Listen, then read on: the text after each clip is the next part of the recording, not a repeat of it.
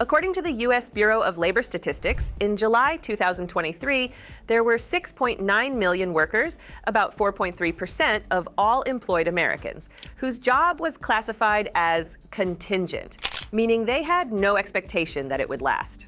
At the same time, a McKinsey survey found that 36% of the U.S. workforce, roughly 58 million people, now identify as independent workers, including contractors, freelancers, temps, and gig workers. Companies keep insisting they can't find workers, yet they're firing thousands at the same time.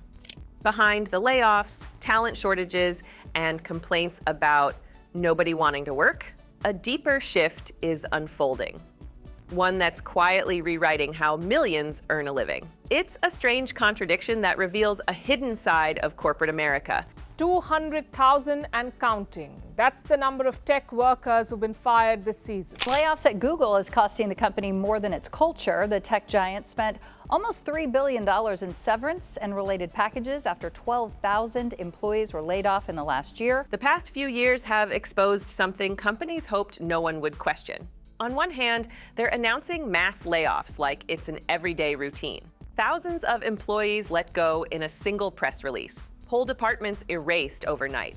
But almost in the same breath, those same companies go on camera claiming they just can't find enough workers. It's a paradox so obvious that people started asking if something else was going on behind the scenes. Some analysts believe this contradiction isn't an accident at all. Rumors suggest that certain companies use layoffs as a strategic move, a way to reassure investors during shaky markets, cut expenses fast, or even prepare for a future where long-term employees are more of a liability than an asset. And yet, while those layoffs grab headlines, the whispers about labor shortages keep the blame off the corporations and push it onto everyday workers. But the deeper you look, the more it becomes clear. The system itself is outdated, and companies are bending it in ways that hide the real cause of the chaos. Because the truth is, the modern workforce isn't failing, it's evolving. And what comes next will change everything about how we work, earn, and survive. But this contradiction is only the beginning. What broke the system in the first place goes all the way back to a rule we stopped questioning decades ago. Long before today's chaos, the entire working world was built around a schedule designed for factories, not modern life. The 9-to-5 wasn't created because it made sense. It was created because companies like Ford needed a way to control predictable assembly line labor. Back then it worked. A worker on a factory floor could produce the same output every hour, so paying them for a fixed block of time actually made sense. But fast forward a century and almost no one works like that anymore. Most people aren't tightening bolts on a conveyor belt. They're solving problems, answering clients, dealing with unpredictable workloads, or juggling tasks that spike one day and vanish the next. Yet, companies still force everyone into a rigid 40-hour box, even when the work doesn't fit. That mismatch created a quiet disaster. On slow days, people sit for hours pretending to be busy just to fill time. On chaotic days, they're expected to stay late, push through exhaustion, and put in reasonable overtime that never gets paid. And all of it exists because businesses refuse to update a system that was designed for a completely different era. But this outdated structure didn't just waste time. It opened the door for something companies would take full advantage of, because once the 9-to-5 started breaking, the real pressure landed directly on the workers trapped inside it. And what happened next pushed people to their limits in a way no one saw coming. Once companies realized the 9-to-5 no longer matched the reality of modern work, they didn't fix the system. They pushed the cost onto workers. The result was a kind of chaos that hit from both sides. When there wasn't enough work, people were stuck sitting at their desks trying to look busy for 8 hours just to avoid being labeled unproductive. But when the workload spiked, suddenly those same workers were expected to stay late, answer messages after hours, and push through mountains of tasks without a single extra dollar. Reports from the last few years show unpaid overtime reaching levels that would have been unthinkable a decade ago. Some employees silently put in dozens of extra hours each month, while others drown under deadlines that should have been handled by entire teams. Teams that no longer exist because of budget cuts. In the U.S., 8.4 million people in the nation are working multiple jobs. 850,000 jobs. wages went up for American workers. Instead, they're working multiple jobs. It's called being overemployed. But then came a twist no one expected. Workers started adapting. A growing number began min-maxing the system, secretly holding multiple full-time remote jobs. At the same time, they weren't chasing ambition, they were trying to survive. And on the other side, millions turned to side gigs or weekend shifts just to keep up with rising bills. The system was breaking and everyone knew it.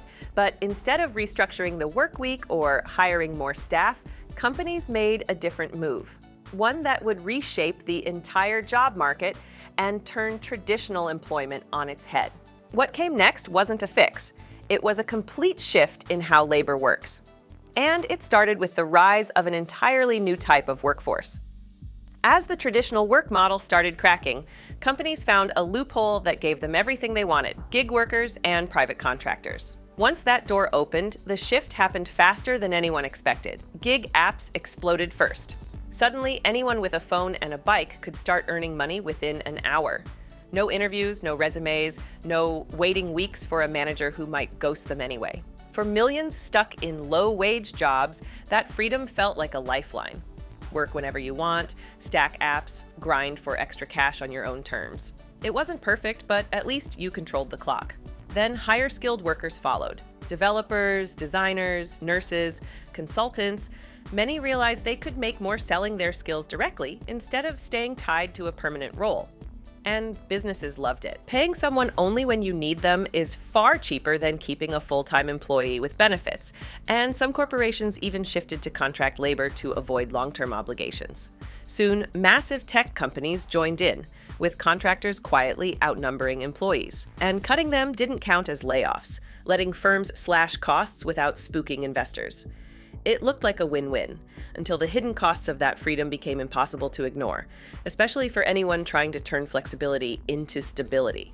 On the surface, gig work and contracting look like freedom. No boss watching the clock, no rigid schedule, no begging for time off. But once people stepped into this new system, they realized the fine print was brutal. The moment you become a contractor, you also become your own HR department. Suddenly, you're responsible for everything a traditional employer used to cover: health insurance, taxes, licensing fees, training, equipment, even your own downtime.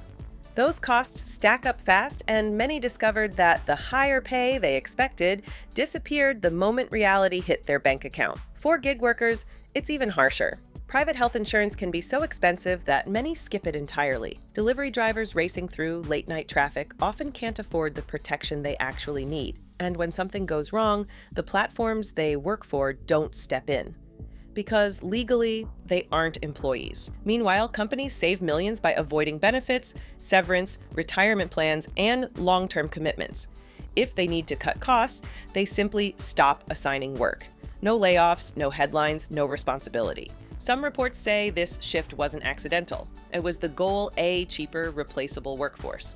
And the people hurt most are those stuck in the middle, unable to go gig or freelance, trapped in a collapsing system. While companies praise flexibility and contractors chase higher pay, a huge group is caught in the crossfire: the regular workers stuck in the middle. They're not in roles that can turn into gig jobs, not specialized enough to charge premium contractor rates, and no longer protected by the old promises of job security. Instead, they're trapped in a system disappearing beneath their feet.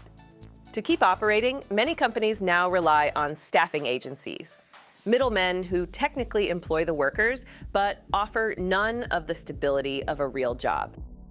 These workers get all the restrictions of permanent employment and none of the benefits. No real protections, no long-term path, no leverage.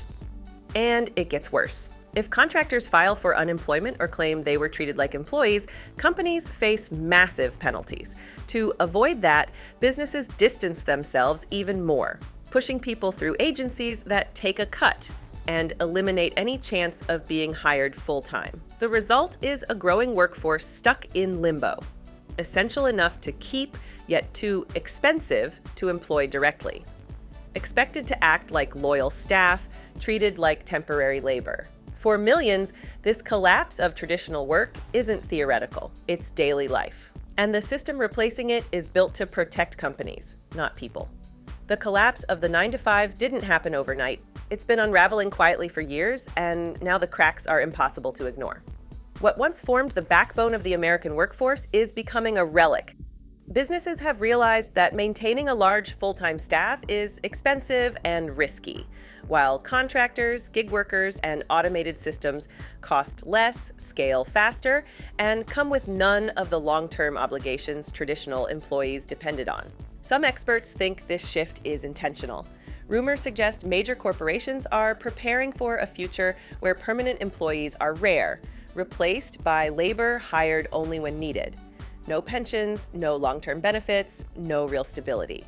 Just on-demand work. And as AI automates more tasks, companies have even more incentive to minimize their payroll. This isn't a trend, it's a full restructuring. A move away from predictable careers and toward a marketplace where workers are interchangeable. For companies, it's ideal. Lower costs, fewer responsibilities, and total freedom to expand or shrink staff without consequences. For everyone else, it raises a frightening question. If the 9-to-5 dies, what replaces it? The next phase of work won't resemble the one we expected, and depending on where you land, it could mean new freedom or a fight for scraps in an economy that no longer values stability. The contradiction at the center of this story, companies firing thousands while claiming they can't find workers, isn't a glitch. It is the system stability is fading. Long-term careers are disappearing, and the old promise that loyalty guarantees security is collapsing. The 9-to-5 is being replaced by short-term labor, constant turnover, and workers who can be swapped out the moment profits dip. Some will thrive. High-skill contractors and gig workers will find opportunity. But millions stuck in the middle won't, and it raises a bigger question. If companies no longer want long-term employees, what happens to the idea of a stable career or a predictable future?